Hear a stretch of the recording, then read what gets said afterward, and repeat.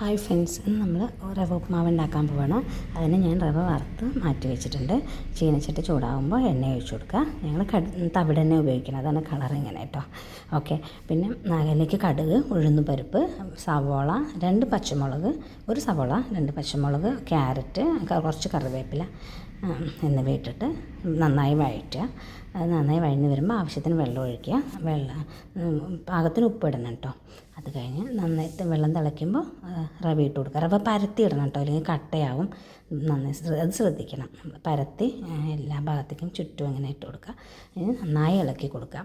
ഇളക്കി കഴിഞ്ഞിട്ട് ഒരു 5 മിനിറ്റ് നമ്മൾ അത് അടച്ച് വെക്കണം. സിമ്മ് കുറച്ചിട്ട് അടച്ച് വെച്ച് കഴിഞ്ഞാൽ എടുത്ത് ഇളക്കുമ്പോൾ നല്ല സ്മൂത്തായിട്ട് നല്ല സോഫ്റ്റായിട്ടുള്ള ഉപ്പുമാവ്, കട്ടയൊന്നും ഇല്ലാത്തത് കിട്ടും. നമുക്ക് നല്ല ടേസ്റ്റാണ്. നല്ല സ്മൂത്തായിട്ട് കഴിക്കുമ്പോൾ തന്നെയല്ലേ നല്ലത്. കട്ടയായിരിക്കുമ്പോൾ അത്ര ടേസ്റ്റ് ഉണ്ടാവില്ല. അതിലേക്ക് ഞാൻ കുറച്ച് നെയ്യ് ഒഴിച്ചിട്ടുണ്ട്.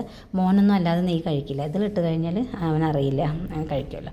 അങ്ങനെ ഉപ്മാവ് മാറ്റി വെച്ചിട്ടുണ്ട്. ഞാൻ മുട്ട വറുത്തു. അതിനിടയിൽ ഞാൻ പഴം പുഴുങ്ങിയിട്ടുണ്ടായിരുന്നു, പപ്പടം കാച്ചിട്ടുണ്ടായിരുന്നു. രണ്ടും വീഡിയോ എടുക്കാൻ വിട്ടുപോയി. കാപ്പി വെച്ചു. അങ്ങനെ ഇത്രയേ ഉള്ളൂ ഇന്ന്. Okay, tata, by.